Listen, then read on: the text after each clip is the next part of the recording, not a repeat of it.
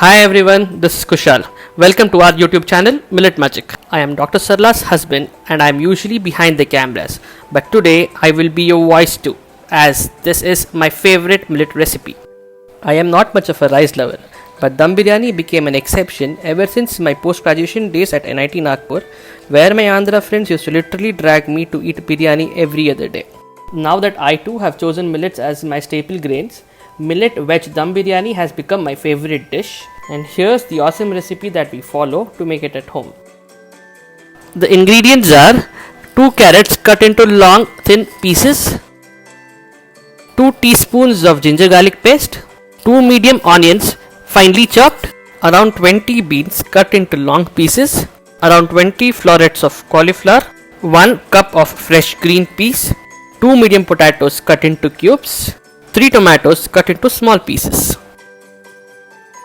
2 teaspoons of red chili powder, 3 teaspoons of garam masala powder, a teaspoon of turmeric, 2 pieces of mace or jaivitri or jaipatre, 3 to 4 elaichi or cardamom, 2 inches of cinnamon, 5 to 6 cloves, 3 to 4 bay leaf, around 8 black peppercorns, 2 teaspoons of jeera, 1 cup of fresh curd, and salt to taste. And for layering, we will require 1 bunch of coriander finely chopped, 2 bunches of pudina finely chopped, 6 to 7 onions cut into thin long slices, and desi ghee. And of course, 2 cups of millet rice washed and then soaked in 4 cups of water for 6 hours. Here we have used little millet. You can use any of the 5 positive millets. The first step is to prepare the yakhni, which is the gravy like element of the dish. All the vegetables need to be steamed for 2 to 3 minutes or until they become tender. Do not overcook them since they will further cook in the yakhni. You can do so using a steamer or by placing the vegetables over a perforated plate which is placed on top of boiling water and covering it with the lid as shown in the video. Also steam the carrot, cauliflower and potato in the same manner. Next, to make the yakhni, heat some oil in a pan. Once the oil is hot, add in a teaspoon of jeera, a piece of cinnamon, 2 pieces of elaichi, 2 to 3 cloves, and then add a teaspoon of ginger garlic paste and saute it till the rawness is gone. Then add in the finely chopped onions and some turmeric and saute them until the onions start turning translucent. Next, add in about 3 teaspoons of garam masala powder. Freshly ground at home is always better. And then add in 2 teaspoons of red chili powder. Give it a mix, and before it burns, add in the chopped tomatoes. Allow the tomatoes to cook for 2 to 3 minutes.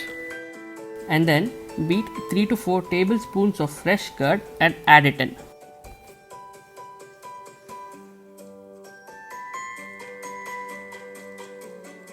Also add salt to taste. And when it is all cooking well together, add in the steamed veggies.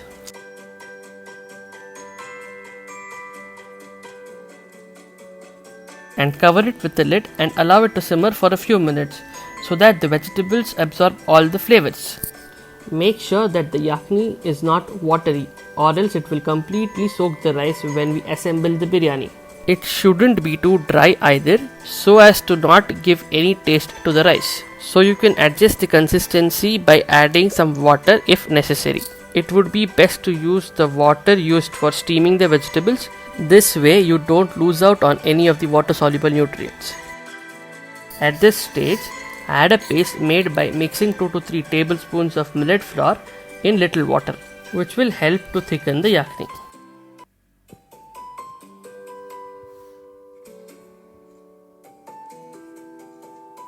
Yakhni is now ready. You can set it aside. Moving on to the next step, the biryani rice. For this, heat around 2 to 3 tablespoons of oil and a spoon of desi ghee in another vessel. Add a teaspoon of jeera, 2 inches of cinnamon, 2 pieces of elaichi, 4 to 5 cloves, 5 to 6 black peppercorns, 2 jaipatre or mace, 2 to 3 bay leaf, and 1 teaspoon of ginger garlic paste, and saute everything for a minute. Now gently pour the water that you had used for soaking the millets into the vessel. Now add some salt to taste and bring the water to a boil. Once the water starts boiling, add in the soaked millets. Give it a nice mix. Now cover it with the lid and allow the rice to cook in low to medium flame for about 15 minutes or until it is cooked 90%. The next step is to roast the onions.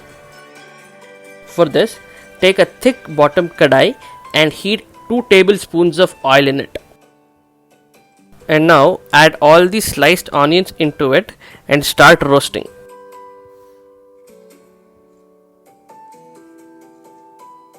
Now add a teaspoon of turmeric and continue roasting the onions until they become brown. This process takes about 10 to 15 minutes, and yes, it is tedious, but without this the biryani is incomplete. And yes, we intend to burn it. And in the end, add a little bit of salt to give taste to the onions. Now to the final step, assembling the biryani.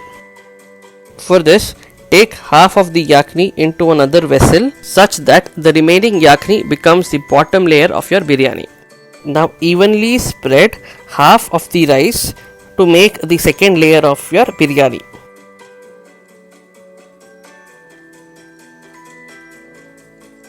And add 3 teaspoons of melted desi ghee over the rice.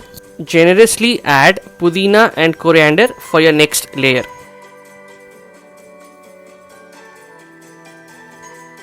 And finally, add the burnt onions.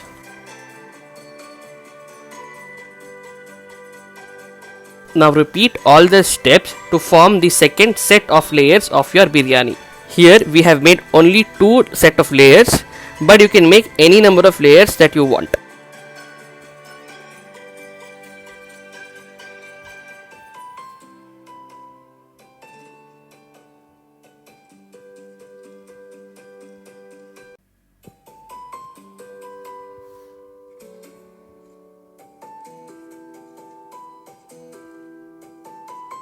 Now cover the vessel with a well-fitting lid and seal it using dough.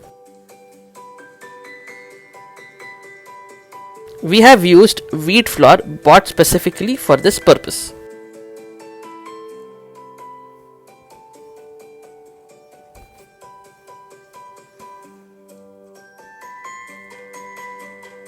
Place the sealed vessel on a low flame for about 15 minutes. Then switch off the flame and let it rest for another 15 minutes.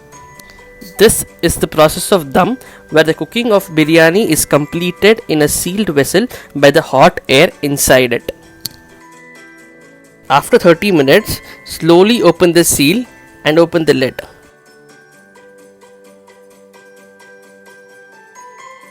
And there you go, your millet veg dum biryani is ready. Make sure to cut through all the layers of the biryani like this while serving.